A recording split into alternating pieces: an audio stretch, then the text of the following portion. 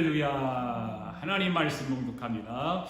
호세아서 11장 1절부터 7절까지 같이 읽겠습니다. 시작. 이스라엘이 어렸을 때 내가 사랑하여 네 아들을 애굽에서 불러냈거늘 선지자들이 그들을 부를수록 그들은 점점 멀리하고 바알들에게 제사하며 아로새긴 우상 앞에서 분향하였느니라. 그러나 내가 에브라임에게 걸음을 가르치고 내 팔로 안았음에도 내가 그들을 고치는 줄을 그들을 알지 못하였도다.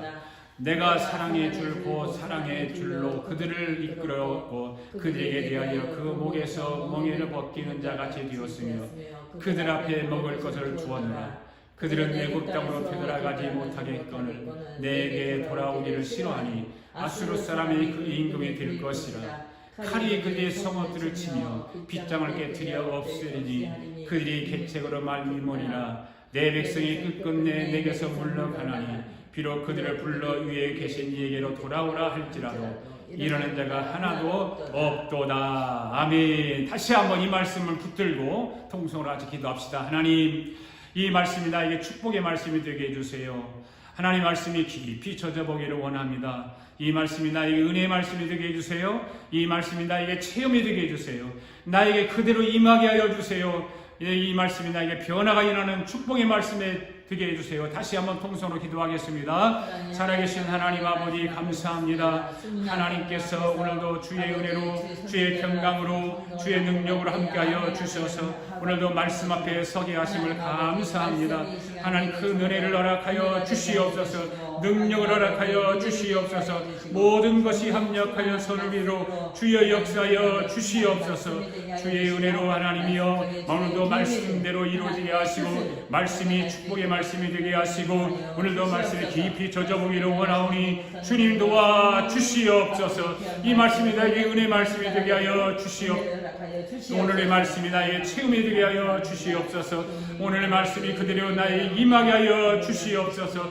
이 말씀이 나에게 변화가 일어나는 축복의 말씀이 되게 하여 주시옵소서. 성령으로 충만하게 하여 주시옵시고 성령의 능력으로 충만하게 하여 주시옵소서. 모든 것이 합력하여 선을 이룰 수 있도록 주님 도와 주시옵소서.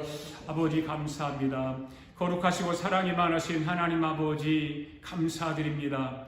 오늘도 복된 예배를 우리에게 주심을 감사합니다.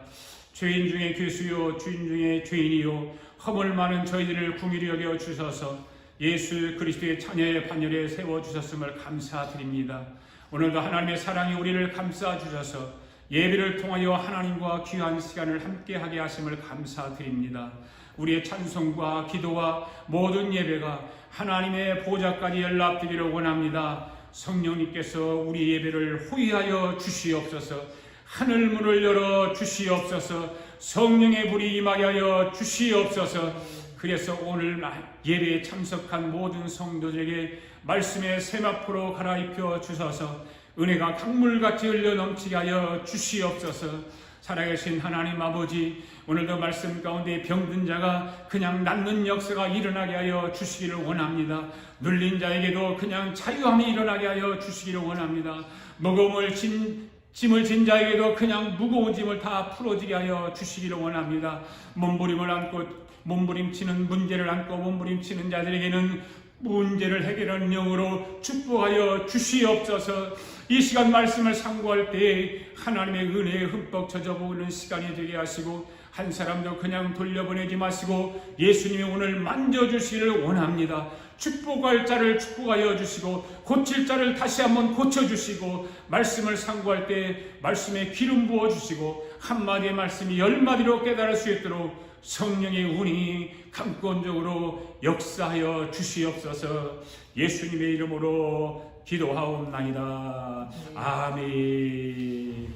자, 성경을 높이 들고 우리 같이 함께 고백합시다. 시작. 나는 성경에 기록된 말씀이 하나님의 말씀인 것을 믿습니다. 나는 하나님의 말씀이 살아있는 말씀으로 믿습니다. 나는 하나님의 말씀이 조금도 어려웠음을 믿습니다. 오늘도 하나님의 말씀을 배우면서 그 말씀을 깊이 묵상하고 마음에 받아들여 꼭 변화되기를 고백하며 이제 절대로 부패되지 않고 불멸하고 영원한 하나님의 말씀을 듣게 될 것인데 하나님의 말씀을 통하여 반드시 내 삶이 변화될 것을 예수님의 이름으로 고백하며 다짐합니다.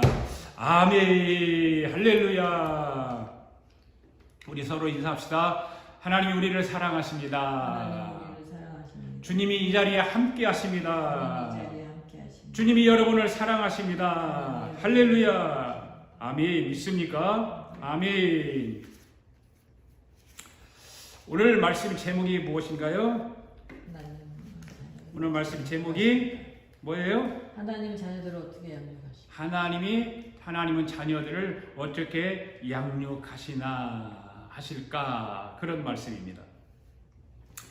한번 따라합시다. 하나님은 자녀들을 어떻게 양육하실까? 하나님은 자녀들을 어떻게 양육하실까? 육신의 세계에서도 자녀를 낳으면 양육하며 키우지 않습니까? 모든 엄마, 아빠들이 자녀를 낳아서 자녀들을 잘 양육시키기 위해서 애를 쓰고 또 여러 가지 가르치며 훈계하며 그런 일을 하죠. 그런데 하나님도 이 땅에 있는 인생들을 자기의 자녀들을 삼으셔서 키워가기 위해서 보살피시고 양육해 가신다는 사실입니다. 믿습니까? 하나님이 오늘 저와 여러분을 어떻게 양육을 하고 계시는지를 알기 위해서는 구약 성경을 보면 하나님이 이스라엘과 유다 백성들에게 어떻게 양육하고 계시는가, 어떻게 양육하셨는가를 볼 수 있습니다. 하나님이 이스라엘 백성과 유다 백성들을 자녀로 삼으셨습니다. 오늘 예배에 참여한 여러분 모두는 하나님의 자녀인 것을 믿습니까? 네, 그렇습니다. 저와 여러분은 하나님의 자녀입니다.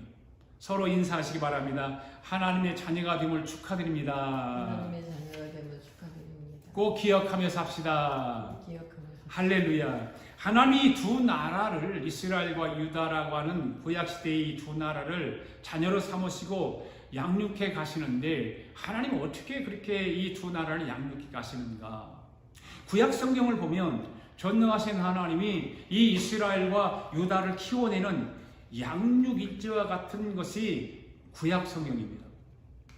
하나님이 이스라엘 양육하기 위해서 어떻게 하셨는가 하고 보니까 하나님이 자기 백성을 양육하기 위해서 그 주변에 큰 나라들을 두고서 양육해 가는 것을 볼 수가 있습니다.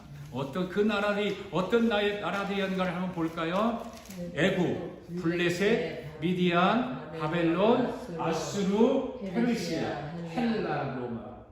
하나님은 자녀들을 양육해 가시는데 구약시대는 이스라엘과 유다라고 하는 나라들을 자녀로 삼으셔서 이 두 나라를 양육해 가는데 이 나라의 옆에 이런 나라들이 지배하고 있었다는 것이죠. 이 나라들을 두고서 이스라엘과 유다를 양육해 가셨다는 것입니다. 여러분, 당시에 이스라엘 나라는 이스라엘과 유다는 아주 작은 나라입니다. 이 작은 나라 하나를 하나님이 선택했다는 거죠. 선택했어요. 그리고 강대국들을 이와 같이 옆에다 두고 이 나라를 키워가시는 거, 양육해 가시는 것입니다. 잘 들어보시기 바랍니다. 여러분, 하나님과 이스라엘은 자녀와 부모와의 관계입니다. 그러니까 이스라엘과 유다가 하나님과의 관계를 잘 가지면 하나님이 이스라엘을 통해서 이 강대국들을 물리쳤어요. 이런 강대국들을 물리쳤어. 이스라엘 나라와 유다가 하나님과 관계가 좋으면 이런 강대국들을 다스리고 물리칠수록 만드셨어요. 나라는 비록 작지만 하나님과 관계를 잘 가지면 손에 있는 쥐와 같이 이 강대국들을 가지고 놀았다는 것이죠. 여러분, 구약 성경을 보면 그런 것들이 현실적으로 우리가 읽어볼 수 있고 그런 걸 생각해 볼 수가 있는 것입니다. 그러나 반대로 이스라엘과 유다가 하나님과 관계가 무너지거나 불편하거나 무언가 어색하고 어둠이 찾아오게 되면 바로 옆에 두었던 이 강대국들을 통해서 징계를 내렸다는 것이죠. 애굽을 통해서 징계를 내리고 블레셋을 통해서 징계를 내리고 미디안을 통해서 징계를 내리고 바벨론, 아수르, 페르시아, 그 다음에 헬라, 로마를 통해서 이 나라를 징계를 했다는 거예요. 하나님께서 이러한 징계는 이스라엘과 유다를 축복하기 위해서 징계를 하시는 거라고 말해요. 이스라엘과 유다라고 하는 나라를 자녀로 양육해 가면서 그 두 자녀들을 망하게 하는 것이 아니라 그 두 자녀들을 축복하기 위해서 이러한 나라들을 통해서 징계를 하고 계신다는 거죠. 그와 마찬가지로 현대를 살아가는, 아니 신약시대를 살아가는 저와 여러분에게도 하나님은 똑같은 방법을 적용하고 계신다는 것입니다. 네. 어떤 것일까요? 오늘 저와 여러분은 하나님의 자녀입니다. 그래서 하나님의 돕는 손을 피할 길이 없습니다. 아멘. 저와 여러분이 아무리 하나님의 도움을 피하려고 해보지만 하나님은 바다 끝에도 계시고 땅 끝에도 계시는 것입니다. 할렐루야. 우리가 아무리 숨어보려고 해도 피할 길이 없는 것입니다. 하나님은 낯을 피할 길이 없는 거예요. 하나님의 얼굴을 여러분들이 피할 수 있습니까? 피할 수 없습니다. 오늘날도 하나님은 자기 자녀들을 양육하시는데 구약 성경에서 이스라엘과 유다를 양육하시는 것과 똑같은 방법으로 저와 여러분을 옆에다 두고 현대판 강대국들을 배치해 놓으시고 여러분을 축복하시기를 원하시는 거예요. 아멘. 그 현대판 강대국들이 어떤 것일까? 어떤 것들일까? 한번 따라합시다. 물질의 애고, 물질의 애고, 질병의 블레셋, 질병의 블레셋, 마귀의 미디안, 마귀의 미디안, 환란의 아수르, 환란의 아수르, 고통의 바벨론, 고통의 바벨론, 문제의 페르시아, 문제의 페르시아, 대적의 로마, 대적의 로마, 저주의 헬라. 저주의 헬라. 이런 물질, 질병, 마귀, 환란, 고통, 문제, 대적, 저주, 이런 것들을 현대판의 이런 문제들을 가지고 현대를 살아가는 그리스도인들을 양육해 가신다는 거예요. 아멘. 할렐루야. 하나님이 저와 여러분을 양육하기 위해서 옆에다 두고 물질의 애국을 배치해 놓으시는 것입니다. 이 물질을 놓고 우리를 양육해 가시는 거예요. 물질을 가지고 저와 여러분을 키워 가시는 거예요. 물질을 축복을 주시기도 하고 물질을 또 조금 덜 주시기도 하고 아니면 또 물질이 아주 고통받게 하게 만드시기도 하고 여러 방법이지요. 그래요. 그걸 해결 방법은 오늘 말씀을 듣는 교회를 다니는 여러분들이 그 방법 어떻게 해야 되나 잘 알고 있어요. 네. 그 다음에 질병의 블레셋. 하나님이 저와 여러분을 양육하기 위해서 옆에다가 질병의 블레셋을 배치해 놓으시는 거예요. 그래서 하나님은 질병을 가지고 저와 여러분을 키워 가시는, 양육해 가시는 거예요. 할렐루야. 아멘. 아멘. 따라합시다. 마귀의 미디안. 마귀의 미디안. 하나님이 저와 여러분을 양육하기 위해서 옆에다가 마귀의 미디안을 배치해 놓으시는 거예요. 왜 그러실까? 하나님은 마귀를 통해서 저와 여러분을 키워 가시고 양육해 가시는 것입니다. 믿습니까? 저와 여러분이 하나님과 관계가 온전하지 못하면 하나님은 마귀를 명해서 어떻게 하실까요? 마귀야, 저 사람을 좀 손 좀 봐주거라. 그리고 하나님과 좋은 관계가 이루어지면 마귀야, 저 사람을 절대 손대지 마라. 그러신다는 거죠. 여러분은 어떤 것이 좋습니까? 하나님과 관계가 좋아서 마귀가 손대지 못하도록 하는 것이 좋습니까? 아니면 하나님과 관계가 온전치 못해서 마귀가 여러분을 귀찮게 하고 여러분을 힘들게 하고 여러분을 고통 가운데 빠지게 하는 것이 좋습니까? 마귀가 절대 손대지 못하게 하는 하나님과 좋은 관계를 가질 수 있기를 바랍니다. 따라합시다. 환란의 아수르. 환란의 아수르. 하나님이 저와 여러분을 양육하기 위해서 옆에다가 환란의 아수르를 배치해 놓으시는 거예요. 하나님은 환란을 통해서 저와 여러분을 키워가시는 것입니다. 믿습니까? 온갖 환란이 우리는 갖가지로 우리 앞에 있지요. 우리 인생을 살아가는 동안에 환란이 우리 앞에 놓여 있습니다. 예. 환란이 우리를 괴롭히는 것입니다. 예. 어떤 환란이 있는지는 우리는 다 알 수 없지만 각자 개인마다 여러분들에게는 환란이 찾아오지요. 이런 환란을 통해서 하나님은 우리를 양육해 가시고 키워 가시는 줄로 믿습니다.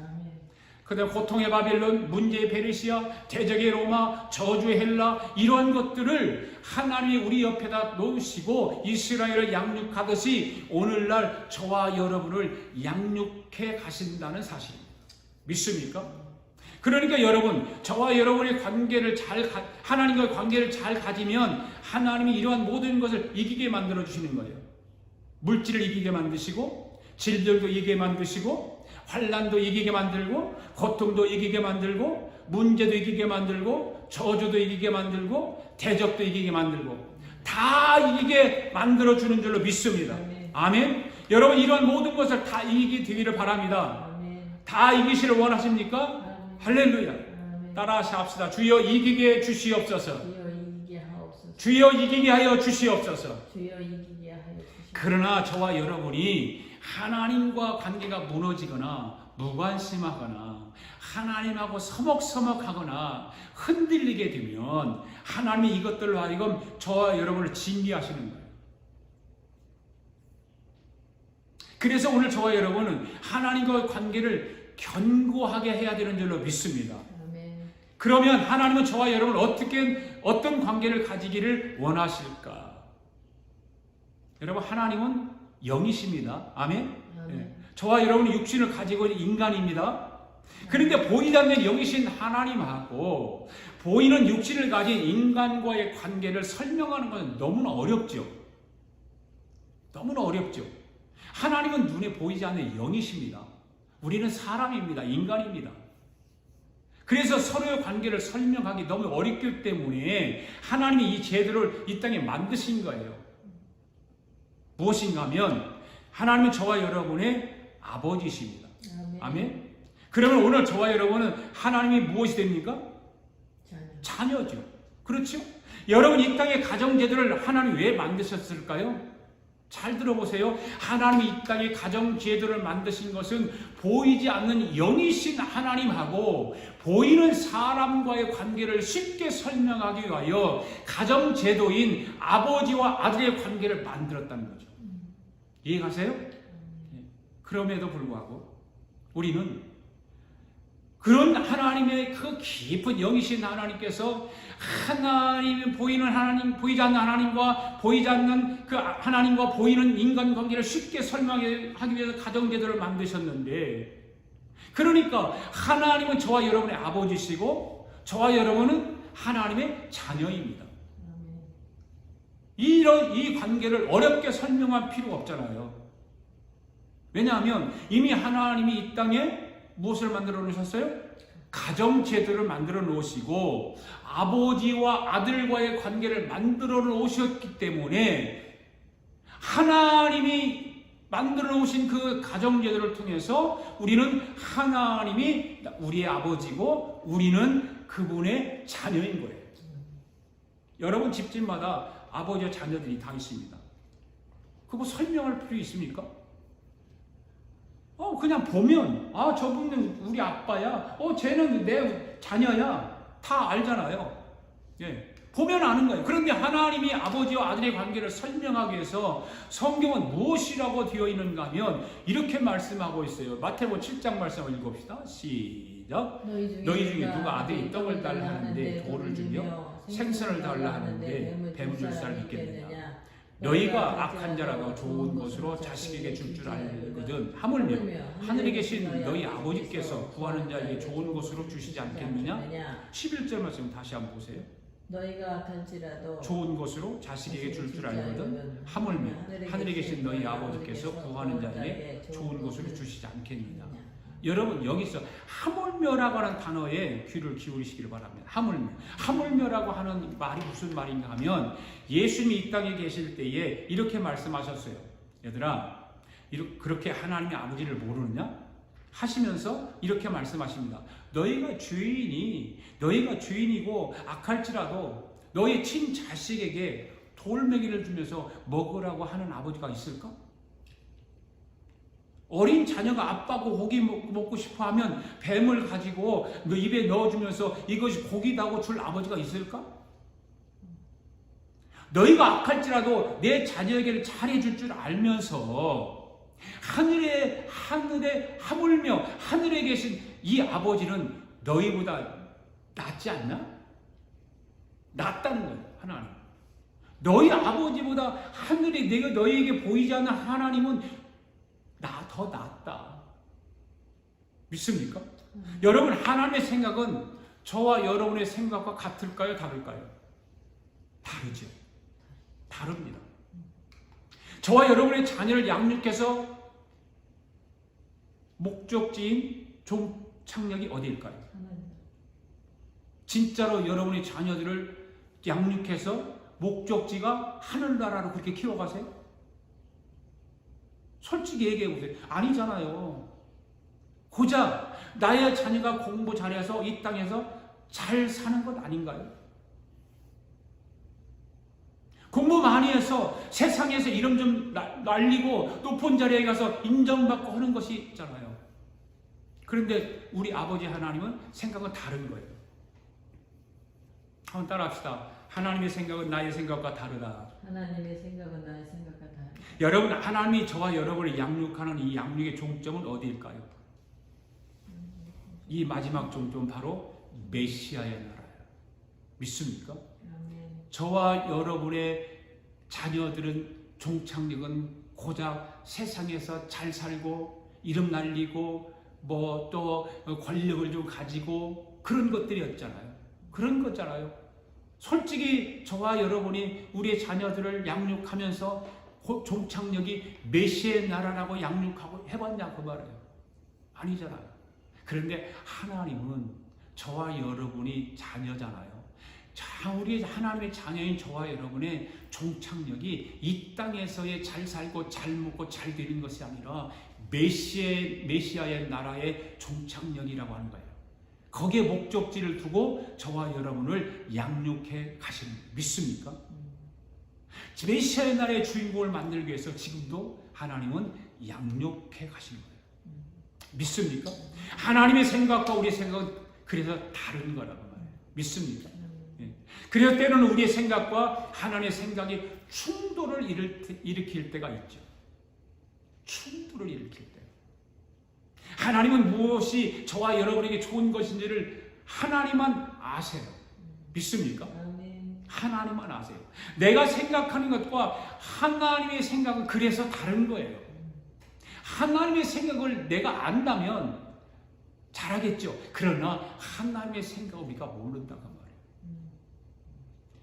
내 생각을 가지고 하나님을 대하지 마시고 늘 하나님의 생각에다가 맞추라고 말이에요. 이런 책 있죠. 예수님이라면 어떻게 하실까? 이 책 있잖아요.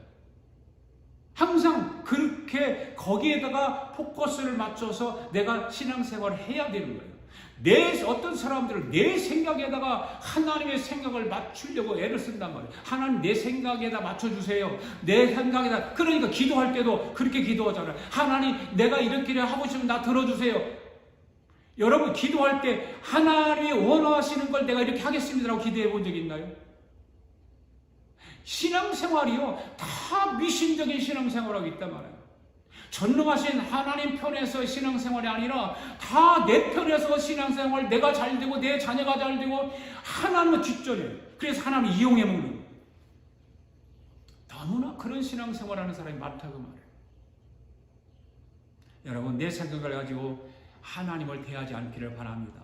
하나님의 생각에다가 맞추시기를 바랍니다. 하나님과의 관계를 바로하는 세 가지 원칙이 뭘까? 여러분 뭐라고 생각하세요? 하나님과 관계를 바로하는 원칙 세 가지. 자, 잘 들어보세요. 첫째, 주일 성수예요. 주일 성수를 외면하는 사람은 절대로 하나님과의 관계를 좋을 수가 없어요. 그게 성경이 말하고 있어요. 기독교 2000년 역사가 말하고 있습니다. 여러분 주일 성수는 하나님과의 관계를 바로하는 데 첫 번째로 가져야 할 신앙입니다. 믿습니까? 록페르를 보세요. 주일 성수를 철저하게 지킨 사람이잖아요. 세계 거부가 되는 제일 거부가 되는 원동력이 주일 성수에 있었다는 거죠. 주일 성수는 목숨 걸고 지켜야 하는 거예요. 그래야 하나님과 관계가 좋아지는 것입니다. 우리 아가페 교회 성도들은 마귀한테 절대로 속지 말고 어떠한 일이 있어도 주일 성수하여서 하나님과 관계가 좋아지는 성도들이 되기를 바랍니다. 믿습니까? 아멘. 두 번째는 하나님과 관계를 바로 하는 세 가지 원칙 중에 두 번째는 뭘까요? 바로 11조입니다. 신앙이 아직 어린 사람들은 11조가 이해가 되지 않겠죠? 뭔지도 모르고. 여러분, 11조는 체험하지 않으면 이해가 불가능한 거예요. 성경에 기록해 있다 할지라도 내가 11조를 해서 체험이 있어야만이 그래야 11조에 대한 신앙이 깊어지는 거예요. 의무적으로 하는 거하고 체험해서 하는 거하고 달라요. 물론 하나님께서 말씀하셨으니까 순종하는 마음을 하는 것도 중요하지만 그 순종하는 마음으로 하면서 체험이 나한테 왔을 때에 내 삶 속에 체험이 왔을 때 더 깊어지는 거예요. 하나님과 관계가 깊어지는 거예요. 믿습니까? 이 11조는요 하나님과 나의 관계에서 생명줄과 같은 거예요. 생명줄. 오늘 예배에 참여하는 모든 성도들은 11조를 꼭 할 수 있기를 바라요. 11조를 하기 시작하면 기적이 일어나게 되는 거예요. 믿습니까? 기적이 일어납니다. 어떤 기적이 일어나는지 경험해 보시기를 바랍니다. 온전한 11조를 하면 눈에 보이지 않는 하나님이 여러분 손에 만지는 것과 같은 기적들이 일어나게 될 거예요. 어떤 성도는 교회 좀 몇 주 왔다가 어떤 성도는 많이 또 오래 그 교회 다니다가도 강단에서 11조 설교하면은 교회 안 나오는 성도들이 있어요.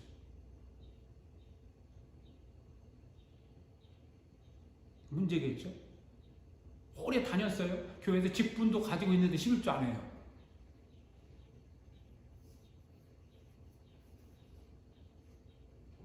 (11조를) 안 하면 하나님과 관계가 온전히 이루어지지 않습니다. 세 번째는 뭘까요? 하나님과 관계를 바로 하는 세 번째 원칙은 바로 여러분의 담임 목사와의 관계예요. 교회를 다니는 모든 성도는 여러분이 섬기는 담임 목사님과의 관계를 잘 가져야 합니다. 그래야 하나님과의 관계가 바로 서게 되는 것입니다. 여러분이 섬기는 교회의 담임 목사님이라고 관계가 좋지 않으면 하나님과의 관계도 좋지 않게 될 수밖에 없어요. 이와 같은 세 가지를 잘 지켜나가면 하늘의 하나님과의 관계가 더욱 실감나게 나타나게 되는 줄로 믿습니다. 육신의 아버지보다 더욱 실감 있는 일들이 하늘의 아버지가 육신의 눈으로는 보이지 않아도 환경을 통해서 삶을 통해서 더욱 실감나게 나타나게 되는 줄로 믿습니다. 우리 이 찬양 한번 불러볼까요? 아버지 불러만 봐도 그 사랑에 눈물 나요. 나 같은 죄인을 사랑하신 아버지 온종일 울어봐도 감당할 수 없는 그 사랑 그 크신 사랑을 어찌 말로 표현하리. 아버지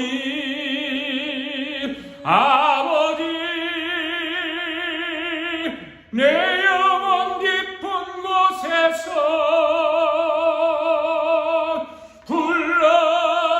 불러봐도 내 아버지 나의 아버지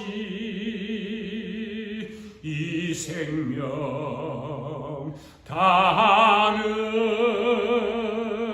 그날까지 지키시고 인도하시 참 좋으신 나의 아버지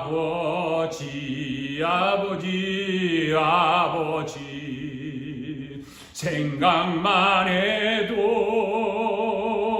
그 은혜에 감사해요.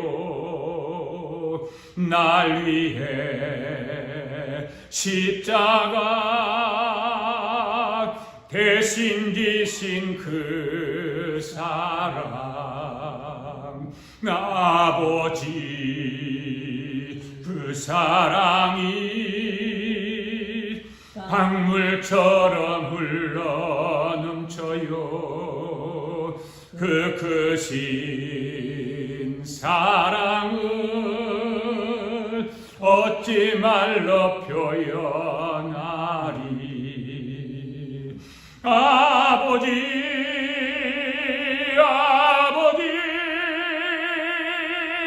간절히 두 손을 잡고 흘러버린 내 아버지, 나의 아버지, 이 생명 다하는 그날까지 동행하며 인도하실 신실하신 나의 아버지. 아멘. 할렐루야.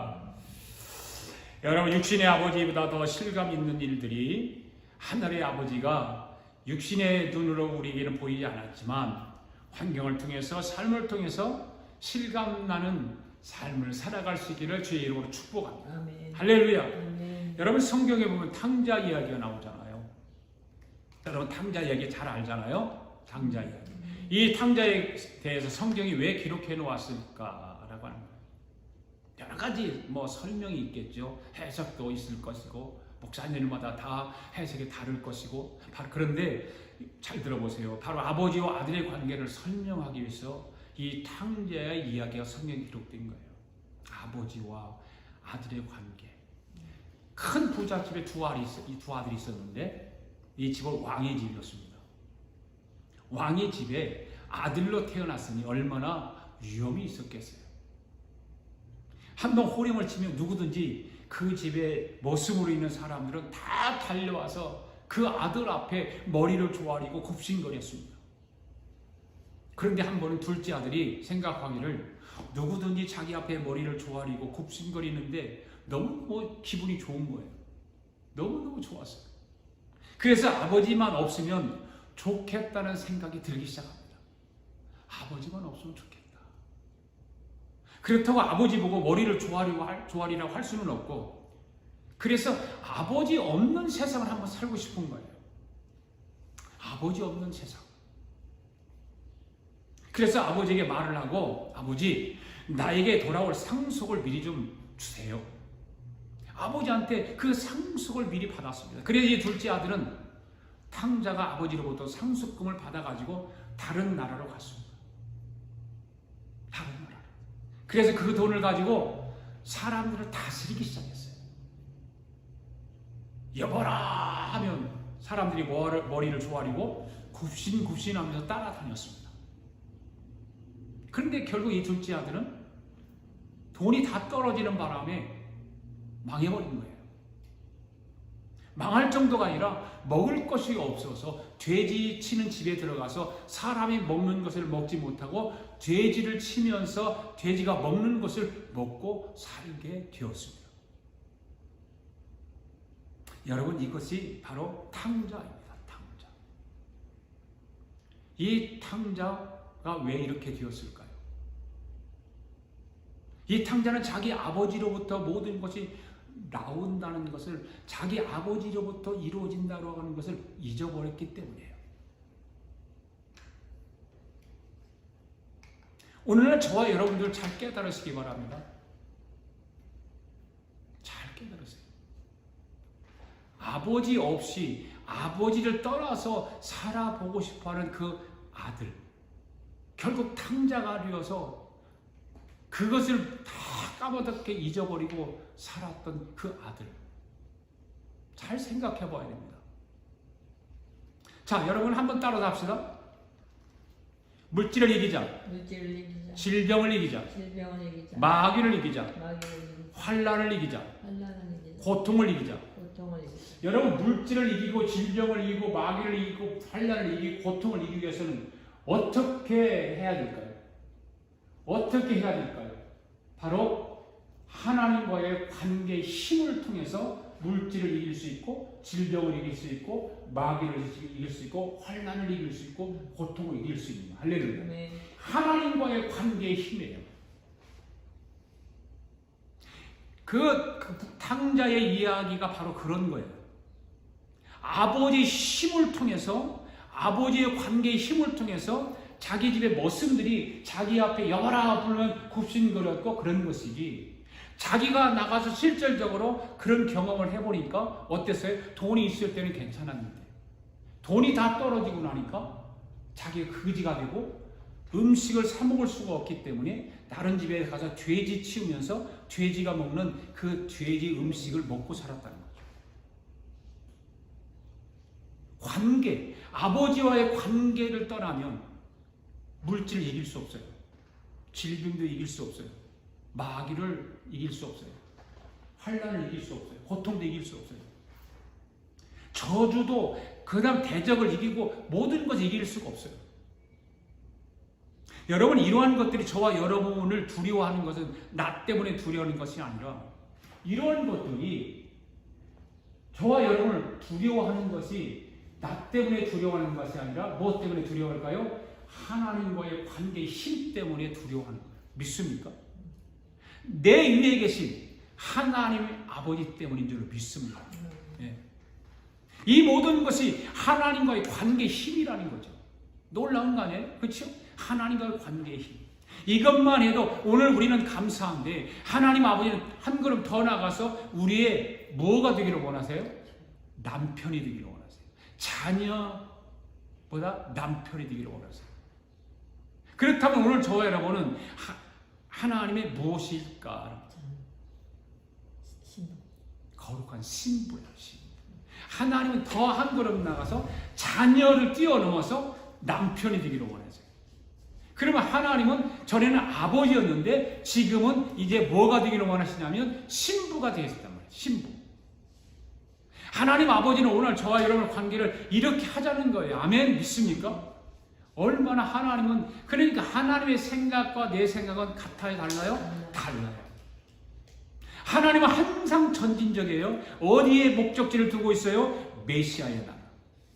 거기에 목적지를 두고 하나님은 우리를 자녀로 삼으셨다가 더 한 걸음 나가서 우리를 뭘로 살 신랑 되시는 예수 하나님 앞에 우리는 하나님의 거룩한 신부가 되기를 원하는 거예요. 영적으로 하나님이 저와 여러분의 남편이 되시겠다는 거 아니에요. 이것을 설명드리기 위해서 오늘 본문 말씀 호세아 선지자에게 하나님 아버지가 하신 말씀이 잠시 우리는 생각해 보자 그 말이에요. 하나님께서 호세아에게 이런 말씀하세요. 너는 가서 음란한 여자를 맞이한 음란한 자식을 낳아라. 음란한 여자를 맞이해서 음란한 자식을 낳아라. 이거 하나님, 우리가 인간적으로 생각, 하나님 정신 나갔네? 그럴 수 있잖아요. 그렇죠? 음란한 여자를 만나서 결혼을 해서 음란한 자식을 낳으라니 이게 무슨 말입니까? 호세아가 가서 그래서 디볼라임의 딸 고멜이라고 하는 여자를 맞이해서 그 고멜을 통해서 아들을 낳았습니다. 여러분, 여기서 고멜이라고 하는 여자는 어떤 여인일까? 네, 맞죠. 고멜이라고 하는 여인은 창녀촌에 있는 사람이에요. 여자예요. 자, 1장 2절 말씀 한번 읽어볼까요? 시작. 여호와께서 처음 호세아에게 말씀하실 때에 여호와께서 호세아에게 너는 가서 음란한 여자를 맞이하여 음란한 자식을 낳으라. 이 나라가 여호와를 떠나 크게 음란함이라 하시니. 고멜이 어떤 여자라고요? 음란한 여자라. 바로 창녀촌의 여자라는 것입니다. 이 창녀촌의 음란한 여인을 아내로 맞이하라는 것입니다. 호세아는 도저히 이해할 수가 없었어요. 내가 무슨 하나님에게 벌을 받아서 창녀촌에 있는 여자하고 결혼을 시키느냐는 거예요. 그런데 여러분, 여기에는 하나님의 깊으신 뜻이 있다는 것을 우리는 알아야 됩니다. 하나님의 깊으신 뜻은 바로 이런 것입니다. 여러분, 하나님 아버지가 우리의 남편이고 우리는 하나님의 아버지의 신부인데 하나님이 아무리 설명을 해도 우리가 알아듣지 못하니까, 설명을 해도 알아듣지 못하니까 호세아라고 하는 젊은 청년 하나를 희생을 시켜가지고 하나님이 우리에게 가르쳐 주시기 위해서 만드신 거예요. 그래서 호세아가 하나님 해도 너무합니다 하고 창녀촌에 가서 고멜이라고 하는 여인을 데리고 온 거예요. 그런데 여러분, 하나님 아버지가 왜 호세아를 고멜과 결혼을 시켰을까라고 하는 것입니다. 왜 이러한 설교를 하나님이 이 호세아에게 했을까? 그것은 바로 저와 여러분이 영적으로, 잘 들으세요, 영적으로 음란한 창녀와 같다는 것을 깨닫게 하기 위해서입니다. 잘 들으세요. 하나님 편에서 보면 오늘 저와 여러분은 영적으로 음란한 창녀와 같은 사람들이라는 것입니다. 믿어지세요? 그게? 이해가 되세요? 아유, 하나님, 내가 무슨 영적으로 창녀와 같고 음란한 여자 같다고? 그렇게 반발을 하는 사람도 있을 수 있습니다. 잘 들어보세요. 생각해 보세요. 하나님 아버지를 신랑으로 모시기 전에는 오늘 저와 여러분은 누구와 결혼한 사람이에요? 사탄 마귀와. 사탄 마귀와 죄를 가지고, 율법에 대해서 공부했잖아요. 율법하고 결혼한 사람들이 바로 과거의 저와 여러분이었다고 말이에요. 로마서 5장 말씀 한번 볼까요? 시작. 그러므로 한 사람으로 말미암아 죄가 세상에 들어오고 죄로 말미암아 사망이 들어왔나니 이와 같이 모든 사람이 죄를 지었으므로 사망이 모든 사람에게 이르렀습니다. 죄가 율법이 있기 전에도 세상에 있었으나 율법이 없었을 때는 죄로 여기지 아니하였느니라. 그러나 아담으로부터 모세까지 아담의 범죄와 같은 죄를 짓지 아니한 자들까지도 사망이 왕노릇하였나니 아담은 오실 자의 모형이다. 7장 가서 한번 또 볼까요? 시작. 형제들아, 내가 법 아는 자들에게 말하노니 너희는 그 법이 사람이 살 동안만 그를 주관한 줄을 알지 못하느냐. 남편이는 여인이 그 남편 생전에는 법으로 그에게 매인 바 되나 만일 그 남편이 죽으면 남편의 법에서 벗어나느니라. 그러므로 만일 그 남편 생전에 다른 남자에게 가면 음녀라. 그러나 만일 남편이 죽으면 그 법에서 자유롭게 되나니 다른 남자에게 갈지라도 음녀가 아니하느니라. 이 말씀은 좀 어렵습니다. 그렇죠? 어려워요. 무슨 말일까? 그런데 이 말을 좀 쉽게 요약을 하면 이래요. 사람이 이 땅에 태어나면서 영적 신랑을 가지고 태어난다는 거예요. 영적 신랑. 그 영적 신랑을 가지고 태어나는데 그 영적 신랑이 잘못된 것이 무엇인가 하면 원죄라는 거예요. 원죄. 이해 가시죠? 그 다음 마귀예요. 마귀. 그래서 오늘 우리는 원죄와 마귀를 먼저 만나서 영적으로 결혼한 상태였다 그 말이에요. 그래서 우리의 몸이 다 망가진 상태입니다. 원죄 때문에 우리의 몸, 생각, 모든 것이 다 찌들어 버렸습니다. 우리 원죄 때문에 음란한 창녀보다 더 떨어질 대로 떨어진 자들입니다. 그래서 하나님의 눈으로 보면 우리는 형편없는 고멜보다 더 나쁜 인간으로 하나님 눈에는 보인다는 거예요. 하나님 눈에. 내 눈에 보이는 것이 그렇게 보이는 것이 아니라 하나님 눈에 그렇게 보인다 그 말이에요. 성경에 보면 여러분, 고멜과 같은 여인들이 예수님 족보에 등장하게 되는 것을 알죠? 네. 마태복음 1장 한번 읽어볼까요? 시작. 아브라함을 다윗에서 예수 그리스도가 계보라. 아브라함이 이삭을 낳고 이삭은 야곱을 낳고 야곱은 유다와 그의 형제를 낳고 유다는 타말에게서 베레스와 세라를 낳고 베레스는 헤스로를 낳고 헤스로는 람을 낳고 람은 아미나답을 낳고 아미나답은 나손을 낳고 나손은 살몬을 낳고 살몬은 라합에서 보아스를 낳고 보아스는 루색에서 오벳을 낳고 오벳은 이새를 낳고 이새는 다윗왕을 낳으라. 다윗은 우리아의 아내에서 솔로몬을 낳고. 여러분 예수님 족보에 나오는 여인들이 누구 나와요? 이게요? 다말, 라합, 룻, 우리아의 아내 밧세바. 그리고 나중에 가서 보면 누가 나와요? 마리아가 나오죠. 예수님의 족보에 왜 이런 여인들이 이름이 등장해야 될까요? 이런 여인들은 우리가 여러분들 성경을 통해 알잖아요. 어떤 여인들이었는가를. 네, 다 음란한 여인들. 네. 왜 그런데 이런 음란한 여인들의 이름을 성경에 기록되었을까? 이들이 왜 예수님 족보가 되었을까? 그것은 하나님 아버지로부터 이들이 선발되었다, 선택되었다는 거예요. 비록 창녀고 음란한 여인들이었지만 하나님으로부터 선택되었다는 거예요. 가장 낮고 천한 자리에서 예수 그리스도의 족보에 등장하는 인생 역전에 예수 그리스도의 신부로 뒤집어지는 역사가 이루어지는 것을 오늘 저와 여러분이 깨닫게 하는 거예요. 믿습니까? 오늘 저와 여러분도 인생 역전의 기회를 삼아볼 수 있기를 바라요.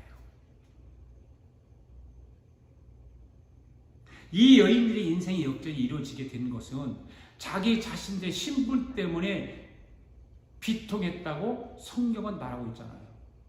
비통했다. 그게 자기의 어떤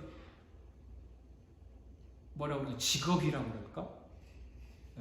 자기 어떤 잘못된 그런 음란한 삶을 살았던 그 여인들이었는데 그 삶을 떳떳하고 핑계대고 그 다음에 그런 것이 아니라 그것 때문에 자기들이 비통했다. 그 말이에요. 비통했다. 그렇게 성경은 말하고 있어요. 여러분 비통했다고 하는 것은 인생을 이렇게는 더 이상 살 수 없다라고 하는 깨달음 아닙니까? 자기가 음란한 여인이 된 것에 대해서 마음속에 비통함을 가지고 있었다는 거 아니에요. 오늘 저와 여러분도 우리의 신분에 대해서 비통함을 가질 때 그리스도의 신부의 신분으로 올라가는 계기가 되는 줄로 믿습니다. 믿습니까? 그 비통함이 없으면 그리스도의 신부로 우리는 올라가지 못한다 그 말이에요. 나의 영적인 신분 상승을 경험해 볼 수 있기를 바라요. 여러분 어떤 사람이 영적인 신분 상승이 빨리 올까? 바로 자기 자신의 죄성에 대해서 자기 자신의 음란함에 대해서 비통함이 있는 사람이 영적인 신분 상승이 빨리 찾아온다 그 말이에요. 믿습니까? 네. 여러분 오늘 그리스도의 신부가 되기를 원하세요? 자기 자신의 음란함과 죄성에 대해서 애통함과 비통함을 가지는 자가 그리스도의 신부의 자리로 빨리 올라가게 되는 줄로 믿습니다. 교회를 오래 다니면서도요 자기 자신의 음란함을 모르고 신앙생활하는 사람이 얼마나 많은지 아세요? 영적으로 창녀와 같은 삶을 살아가면서도 그것을 모르는 교회를 다니는 사람들이 얼마나 많은지 아세요?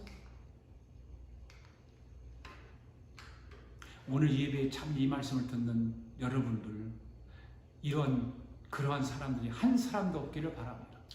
우리 아가페 교회 성도들은 그동안 나의 신앙의 삶이 얼마나 부끄러운 삶이었는가를 깨달으시고 주님 앞에 거꾸로지는 그런 일들이 일어나게 되기를 바랍니다. 무릎 꿇는 일이 일어나기를 바랍니다. 바짝 엎드리는 일들이 일어나기를 바랍니다. 그때 우리 주님이 여러분에게 찾아와 주셔서 등을 뚜락거려 주시죠. 울지 마라. 이제부터는 너는 나의 신부가 되어라. 할렐루야. 예수님께 이 땅에 계실 때 하신 말씀을 한번 보시기 바랍니다. 이게 무슨 뜻인가? 마태복음 21장입니다. 시작. 둘째 아들에게 가서 또 그와 같이 말하니 대답하여 이루소서. 실소이다 하였다가 그 후에 뉘우침 갔으니 그들 중에 누가 아버지 뜻대로 하였느냐? 이르되 둘째 아들이니라. 예수께서 그들에게 이르시되 내가 진실로 너희에게 이르노니 세리들과 창녀들이 너희보다 먼저 하나님 나라에 들어가리라. 31절 말씀 볼까요? 시작. 그들 중에 30절 31절 31 다시 한번 읽어봅시다. 시작. 그들 내가 진실로 이르노니 거기부터 시작. 내가 진실로 너에게 이르노니 세리들과 창녀들이 너희보다 먼저 하나님 나라에 들어가리라. 여러분 어떻게 창녀들이 먼저 하나님 나라에 들어간다는 말일까? 성경에 이거 뭐 잘못된 거 아닌가? 네. 어떻게 창녀들이 우리보다 먼저 하나님 나라에 들어갈 수 있을까? 이 말씀은요, 지금 예수님이 누구와 지금 논쟁을 벌이고 있는 가운데 있냐면 바리새인들과 논쟁을 벌이는 가운데 이 말씀을 하신 거예요. 네. 여러분 예수님이 이 땅에 계실 때 바리새인들을 제일 미워했어요. 그죠? 그러니까 바리새인들이랑 욕을 하잖아요. 이 독사의 새끼들아. 그죠? 회칠한 무덤아. 막 이런 욕을 한단 말이에요. 어마어마한 욕을 하시는 거예요. 네. 미워했어요. 너무 미워했어요. 이 바리새인들은요, 자기들만 의롭다라고 하는 영적 교만감이 가득 찬 사람들이 이 바리새인들이에요.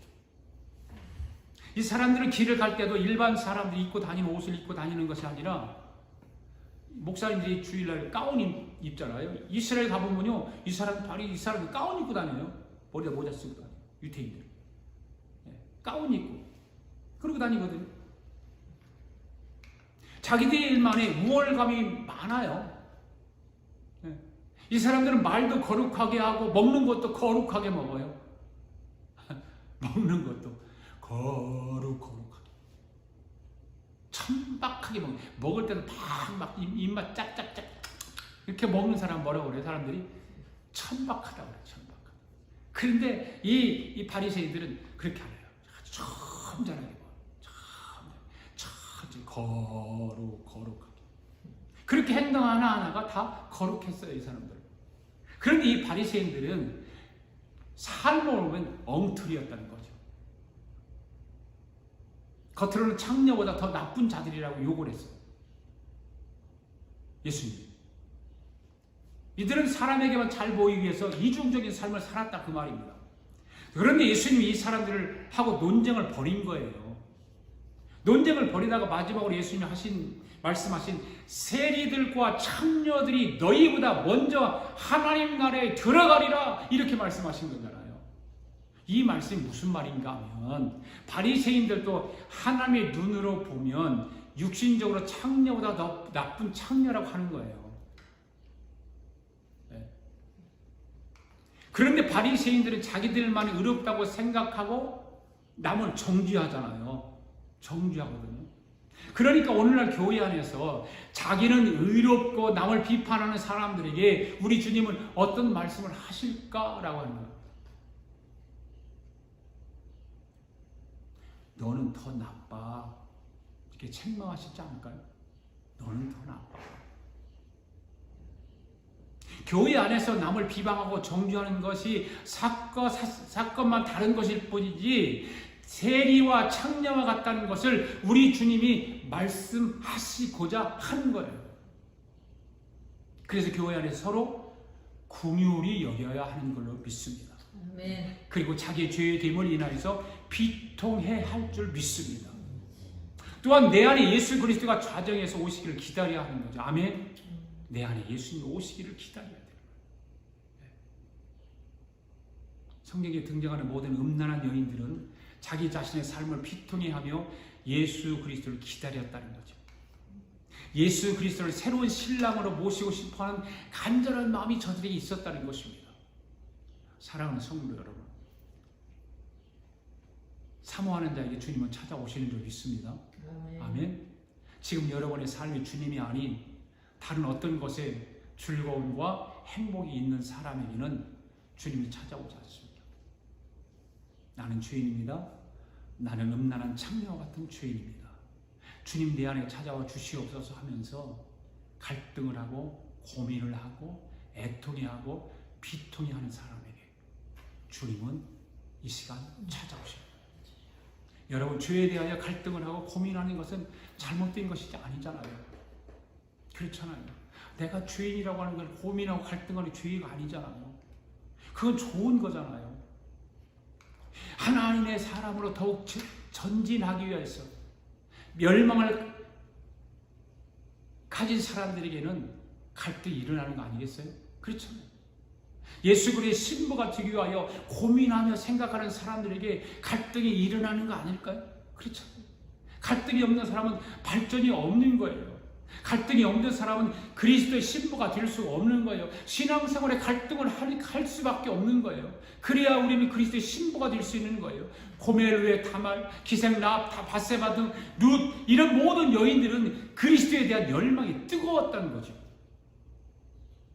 비록 그들은 음란한 여인의 삶을 살았지만 그들 속에는 저들의 죄의 디모로 인해서 갈등을 하고 고민을 하고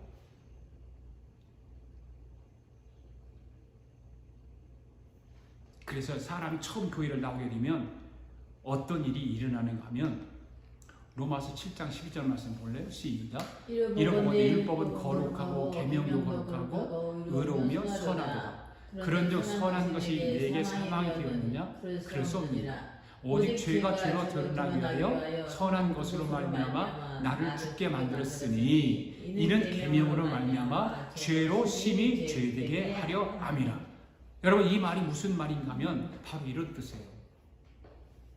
이는 계명으로 말미암아 죄로 심히 죄되게 하려 함이라. 이 말은 사람이 처음 교회에 나올 때는 당당하게 나오잖아요. 그냥 당당하게 나오죠. 나는 이 세상을 살아오면서 별로 나쁜 짓을 하지 않았다고 생각을 하고 나옵니다. 그죠? 교회 처음 나올 때 목사님 죄졌다고 고백하고 나오나요? 떳떳하죠. 나는 죄진 거 없어. 그래서 당당하게 나오죠. 그런데 교회를 한 주, 두 주, 한 달, 두 달 다니면서 하나님이 그 사람의 영적인 상태를 보여주면 죄로 심히 죄되게 한다 그 말이에요. 그렇잖아요. 하나님이 그 사람의 영적 상태를 드러나게 그 사람으로 하여금 보게 만드는 거예요. 그래서 죄로 심히 죄되게 하는 거예요. 그러니까 자기가 이 세상에서 가장 악한 죄인이라는 것을 그때부터 알기 시작하는 거죠. 그래서 신앙생활이 예수 믿는 것이 중요한 거예요. 예수 안 믿는 사람들은요, 죄가 죄되게 하는 거 모르죠. 내가 죄인이라는 것도 모르죠. 사람들은 어떻게 하나? 나보다 악한 사람은 없어? 나는 죄인 중에 괴수하고 깨달을 수가 없어요. 그런데 죄가 죄되게 하는 것을 알게 하는 하나님께서 나보다 더 악한 사람은 없어? 나는 죄인의 괴수야 하고 그것까지 깨닫게 되는 거예요. 아멘. 왜냐하면 자기 죄를 누가 자기 옆에서 가까이 보면 자기의 죄가 가장 크게 보이기 때문에 그렇다고 말해요. 그래서 사도 바울도 고백하잖아요. 나는 죄인 중에 괴수다. 죄인이요 괴수 중에 괴수다. 이렇게 말하는 거예요. 사도 바울이. 죄를 가장 크게 져서 큰 죄가 아니라 내가 가장 가까운 데서 보니까 내 죄가 크게 보이더라 그 말이에요. 아멘. 이것이 여러분 그리스도의 신부로 올라갈 수 있는 출발점이 되는 것입니다. 여러분 죄를 정당하게 여기고 허물을 정당하게 여기는 사람은 그리스도의 신부가 될 수 없는 것입니다. 아멘.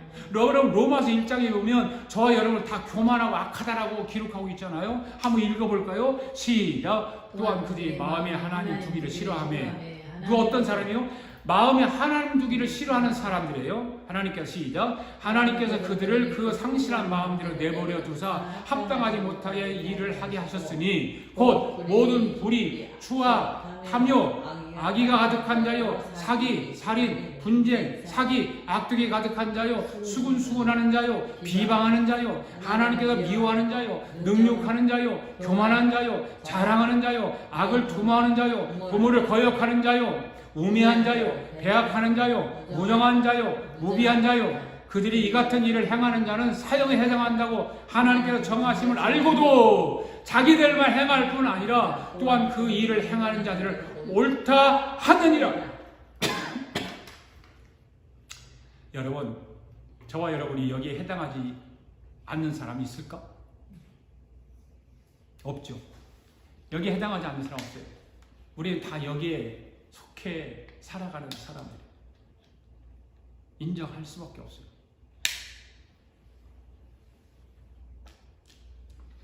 다 자랑하기를 좋아하고 수근수근하고 여기 다 해당되잖아요. 이런 나의 모습을 비통해 하는 사람이 그리스도의 뭐가 될 수 있다? 신부가 될 수 있다. 아멘. 믿습니까? 이 한 주간도 우리 하나님은 저와 여러분을 그리스도의 신부로 이끌어 올리기 위해서 하나님의 자녀로 키워가시는 줄 믿고 나를 돌아보면서 주님을 가까이 하며 한 주간 살아가는 저와 여러분 될 수 있기를 주님의 이름으로 축복합니다. 아멘. 할렐루야. 우리 다 함께 찬양 하나님 앞에 부르면서 감사의 예물 하나님 드리겠습니다.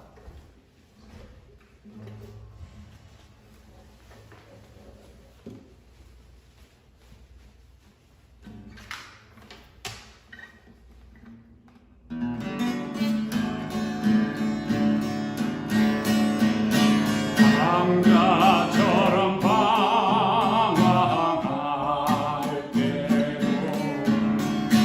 애타게 기다리는 그런 주님의 음성이 내 마음을 노리셨네. 오로님 나 이제 갑니다. 날 받아주소서.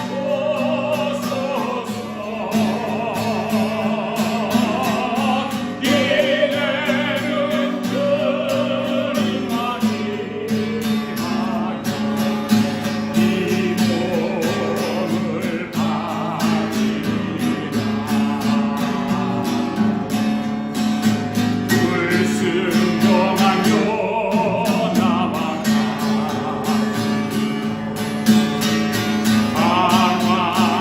방황하던 나에게 따뜻한 주님의 손이 내 마음을 가르쳤네. 오로님 나 이제 갑니다. 날 받아주소서. 이제는 주님만 위하여 이 생명 바칩니다. 음탕한 저 몸을 박아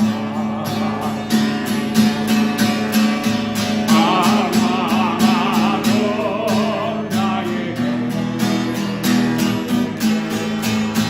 그런 주님의 용서가 내 마음을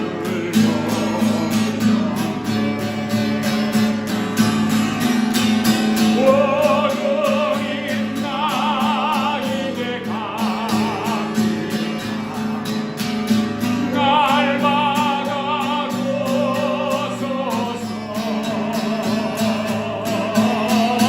이제는 주님만 위하여 죽도록 오 주님 나 이제 갑니다. 오 주님 나 이제 갑니다. 날 받아주소서.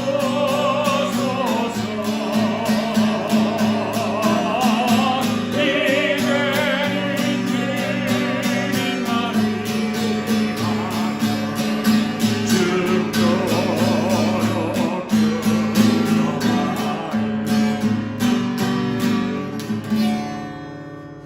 하나님 아버지 감사합니다. 오늘도 하나님께서 우리에게 귀한 말씀 주셔서 하나님의 자녀로 하나님의 신부로 하나님께서 우리를 부르시고 세워주셔서 우리로 하여금 그렇게 살아가기를 주님은 원하십니다. 주여. 주님은 우리를 신부 삼아 이제 부모와 자녀의 관계가 아니라 신랑과 신부로의 관계로 주님은 살기를 원하십니다. 더 한 단계 우리를 업그레이드 시켜서 우리의 최종 목적지가 메시아의 나라, 거기를 목적지를 두고 우리를 그렇게 신분 상승을 원하시는 것입니다. 아버지, 자녀보다 신부가 더 좋은 것입니다. 더 업그레이드되고 상승해서 우리 신앙생활이 더욱더 발전하고 더 놀라운 은혜 속에서 살아가게 되고 하나님 그것을 깨달음으로 말미암아 우리가 더욱더 주님과 관계가 온전히 이루어지기를 원합니다. 주여 도와주시옵소서. 우리 연약함을 아시는 주님, 우리의 죄악됨을 아시는 주님, 주님께서 다 문제를 해결해 주시고 하나님 뜻을 온전히 이루는 일에 하나님 우리가 힘쓰고 애쓰고 성령님의 도움을 받아서 그 일을 감당해 나갈 수 있게 하여 주시옵소서. 오늘도 귀한 예물을 하나님 앞에 봉헌에 올렸습니다. 봉헌에 올리는 사랑하는 성도들을 기억하여 주시옵시고 하나님 눈동자와 같이 지켜 주시옵소서.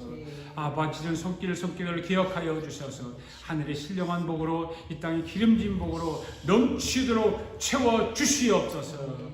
치유의 역사가 일어나게 하시고 기적을 경험하게 하여 주시옵소서. 하나님 아버지, 하나님의 교회가 더욱더 참으로 이 세상에 아버지 하나님 복음 전파하는 일을 감당하는 일에 우리가 정말 쓰임받는 교회가 되고 우리의 물질이 그곳에 쓰임받는 물질이 되기를 원하오니 주님 축복하여 주시고 오병이어의 기적이 일어나게 하여 주시옵소서. 노아의 방주가 되게 하여 주셔서 구원의 방주가 이루어지도록 축복하여 주시옵소서. 아멘. 오늘도 아버지 성들의 가정가정을 기억하여 주시고 눈동자같이 살펴주실 줄로 믿습니다. 아멘. 지금은 우리 주 예수 그리스도의 은혜와 하나님 아버지의 극진한 사랑과 성령님의 감동 감화 충만하신 역사가 오늘도 하나님의 자녀로 하나님의 신부로 살아가기로 다짐하고 돌아가는 사랑하는 성도들 머리 위에와 성도들의 가정과 직장과 경영하는 기업 위에와 우리가 살고 있는 이 미합중국과 하나밖에 없는 우리 대한민국과 주의 이름으로 모이는 교회 위에 지금으로부터 영원토록 함께 하시기를 예수